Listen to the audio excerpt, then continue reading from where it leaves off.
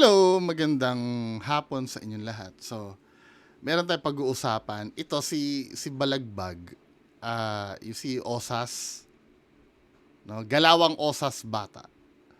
Ay na ano na, maraming salamat do sa mga nag-forward sa akin na.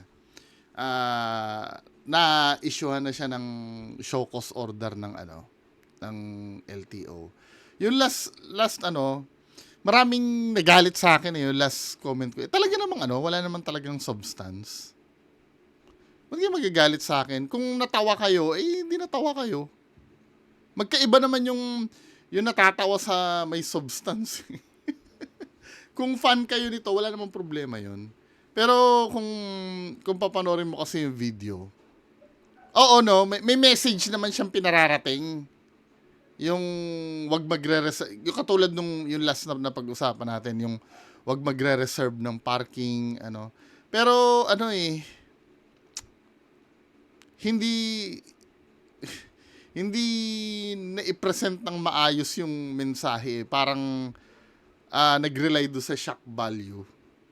Yung binangga yung kotse, no? Maraming na-impress do sa pagkakagawa ng content dahil do sa binangga yung kotse. That alone. Pero yung presentation, no? Ngayon kung nagandahan kayo dun, hindi nagandahan kayo. Hindi naman kasi pwedeng kailangan magandahan din yung ibang tao doon sa napanood nila. No? Di ba, min? Natawa ka. Kailangan ba matawa din ako? di natawa kayo. Wala namang problema doon. Anyway, ito na yung article. Ang gusto nyo kasi, yung mga supporter kasi kadalasan ng mga vlogger, no? Kung ano yung naramdaman nila dun sa habang kailangan maramdaman mo din yun. Ayaw nilang makakarinig ng hindi sasang-ayon. Sa akin nga may mga pumapabor doon sa sila, may hindi naman pumapabor, wala namang problema doon. Tapos ang idadahilan sa akin, may kanya-kanya tayong humor. May kanya-kanya tayong humor. Di natawa ka, ako hindi. So, ano yung pinagsasabi mo may kanya-kanya tayong humor? Kailangan pare-pares tayo matawa. Ikaw na rin nagsabi. Di natawa ka, ako hindi talaga. Wala kang magagawa doon. Wala kang pilitin ko. So, ito yung sinabi nung post. Pinatawa ng show cause order ng Land Transportation Office ang grupong content creators na pinamumunuan ng Galawang Osas Bata. Kanya-kanya silang anggulo ng camera no. Tapos iisa yung pag-upload nila. Kaugnay. Pero hindi ganun yung tunay na collaboration ha. Kasi sa ghost hunting community kasi, ang ginagawa kadalasan, no, sabay-sabay silang nagvi-video. Tapos, mauunang mag-upload yung isa. Kung ano yung nangyari doon sa isang video ng isa, yun din ang mangyayari doon sa video ng isa, at yun din ang mangyayari sa video ng isa. Dapat may kanya-kanya kayong point of view. Para hindi kawawa yung huling mag-upload. Kasi for example, no, sila Boss Rino, may kasama siyang isang vlogger din. Sabay-sabay silang nagmukbang. Yung i-upload ni Boss Rino na mukbang na yon, yun din naman yung laman nung isa, ganun din ang pangyayari. 'Di ba? Ang collaboration, iba ang ipapakita mo, iba ang ipapakita nitong isa. Magbibigayan kayo. Hindi katulad doon nangyari doon sa nila, no, doon sa yung isang grupo sila, no. Kung ano yung mapapanood mo, ibang anggulo lang ang nakuha, pero yung pangyayari ganun na ganun pa rin. 'Di ba, men? Anyway, nasa na ba tayo? Hindi kasi nabasa ko ito no, yung pinamumuan ng Galawang Osas Bata. Yung grupong content creators daw. Kaugnay ng mga viral video na umano'y nagpapakita ng sinasadyang pagbangga sa mga sasakyan, motorsiklo at iba pang mapanganib na gawain sa kalsada. Meron ako napanood dyan eh, yung motor din, di ba, binangga niya rin. No? Ayon sa LTO, ang naturang mga video ay nagpapakita umano ng irresponsableng pagmamaneho at posibleng paglabag sa umiiral na batas trapiko na maaaring magdulot ng panganib sa mga publiko. May kokontra dyan eh. Sasabihin ng iba, ba't yung mga pelikula, ganyan din naman, pinapasabog pa nga nila yung kotse. Diba? Yun kasi men, ang settings kasi ng mga movies, controlled environment yun. At yung mga involved na yung gagawa ng stunts nun, may training, tapos may safety measure silang pinatutupad. Ito kasing ginagawa nila, yung sa production nila, kung akong tatanungin niya, kung hindi pipigilan to, baka may masaktan sa kanila pagdating ng araw eh. 'Di ba? Kasi hindi naman mga professionals ito pagdating sa paggawa ng mga stunts na ganyan eh. May guidance ba sila ng may naka-standby bang ambulansya just in case na gagawin nila yan? Mukhang sila lang yan eh. 'Di ba? Yun kasi ang piniprevent na gayahin doon. 'Di ba? Yung mga walang budget, magi-start yan sa mga mga bisikleta. 'Di ba? Kasi parang pag hindi mo sinita yan, magiging trend yan, yung mga ganyang content. Gagayahin ng iba. Sa ayaw at sa gusto nyo, gagayahin yan. Yung sinasabi ng iba na walang gagaya dyan kasi ang mahal nung Maniwala kayo may gagaya dyan. At yung paggaya nila, baka mamaya bunga ng yun eh. Ng kawalan ng permiso eh. Kung gagawin man nila yung Kasi lahat ng nagtitrend sa social media may gagaya talaga. Sa ayaw sa gusto mo. Kasi yun ang mabenta eh. Kahit sa negosyo, di ba? Naging mabenta yung milk tea, lahat nag-milk tea na. Di ba? Ano pa ba yung mga usong ngayon na negosyo? Nagagayahin yung mga tao kung saan may pera. Huwag niyo sasabihin na hindi gagaya.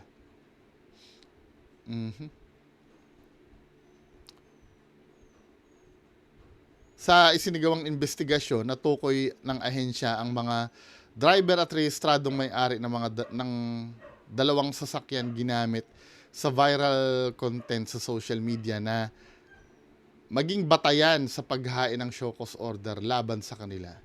Inatasan ng mga content creator na humarap sa tanggapan ng Intelligence and Investigation Division upang magsumite ng mga kinakailangang dokumento at sinumpa ang salaysay at ipaliwanag kung bakit hindi sila dapat managot sa paglabag na reckless driving at mandatory seatbelt use act. O nga no. Kasabay nito inutos ng LTO ang agarang pagsuko ng driver's license ng mga driver at ng rehistradong may-ari ng mga sasakyan. Ang kanilang mga lisensya ay sa ilalim sa 90 araw na preventive suspension habang nagpapatuloy ang investigasyon. Ito yung naiisip ko, mamaya na lang. Panoorin pa natin isang news article mamaya. Mag-uusap tayo. Samantala, pinatatawag ng Land Transportation Office o LTO ang kilalang vloggers matapos gumawa ng content na labag sa batas trapiko. Kasi hindi siya controlled environment eh. Paano kung namali siya ng kalkulasyon dyan, or biglang, basta, mataas ang chance na may may mangyaring hindi maganda eh.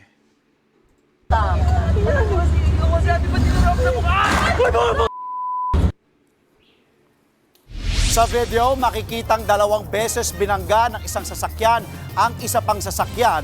Ang mga driver niyan, content creators na gumagawa lang ng video. Makikita ring hindi naka-seatbelt ang nambanggang driver. Nakarating yan sa LTO at pinaiimbestigahan na nila ito. Sa ngayon po, suspendido muna ang lisensya ng mga sangkot. Kailangan nilang ipaliwanag kung bakit hindi sila dapat masampahan ng reklamo at hindi tuluyang masuspende ang lisensya. Mga kapatid, Andre Felix. Ito yung ano, yung masasabi ko, no. Let's say natuto sila sa leksyon na 'yan, no. Ano kaya yung susunod na formula ng content nila? Sana makaisip sila ng iba pang paraan. Total, marami na siyang fans.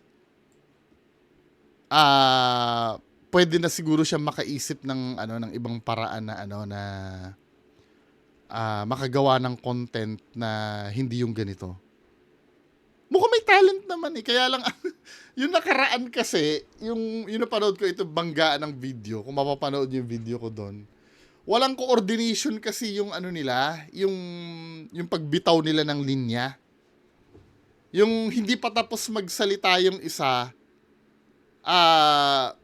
papasok na agad siya. Kaya tuloy ang nangyayari, alam mo yung ano, mag-hold back siya ng sasabihin kasi wala sa timing yung sinasabi. Hindi naman sila pwedeng umulit kasi good for one shooting yung pagbangga eh. Kasi kapag ka nabangga, sira na yun eh. Kumbaga wala nang dating yung video mo pagka inano mo pa yun, niretake mo. 'Di ba? Tapos pag magdi-deliver pa ng ano, habang nagdadrama pa yung isa, papasok na agad siya.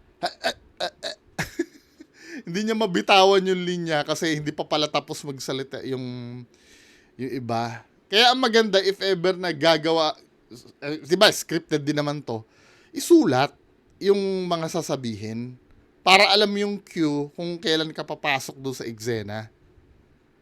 Diba hindi yung mag-freestyle kayo ng ano nyo, ng ito sinasabi ko, hindi ito para siraan ano, para sa ikaka-improve din ng video nila. Kasi marami ng audience sayang eh. Isulat yung script. Tapos, kung hanggat maaari, mag-rehearsal kayo kung paano, para alam nyo yung atake. Hindi yung on the spot kayo mag-freestyle ng sasabihin. Ang nangyari, messy. Yung last content kasi, sayang eh, messy yung delivery. Kaya tuloy yung dating nung punchline, walang pasok. Although may natawa pero sayang. Tsaka mag-isip ng malalim-lalim na punchline. Hindi ko nga naintindihan yung parking eh. I mean, oo, pair of kings, no? Na binayan niya. Pero, paano magiging bayad yung baraha? Parang may disconnect dun sa bayad. Tapos ang tagal niya pang bunutin ng baraha, O ayan, 2 king, parking. Ano yung nakakatawa doon sa part na yun? Oo, parking. Pair of kings. Parking dahil lang sa parking lot. Ano yung nakakatawa doon? Pero yung nangyari na to, blessing in disguise to eh. Para makapag-isip kayo ng ibang content na hindi na kailangan gumawa ng mga ganitong bagay. Way ito para palawakin yung creativity nyo. Hindi ito setback, kung akong tatanungin.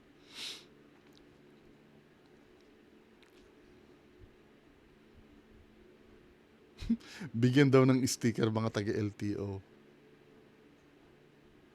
May bugok pa dito, LTO, try nyo si Mr. Beast. Unang-una, si Mr. Beast sa ang tanga ng Pinoy. Unang-una, si Mr. Beast sa ibang bansa, wala sa jurisdiction ng LTO yon. Pangalawa, nasa controlled environment yung yung ginagalawan nila Mr. Beast, hindi sa public road. Tanga naman ng mga Pinoy.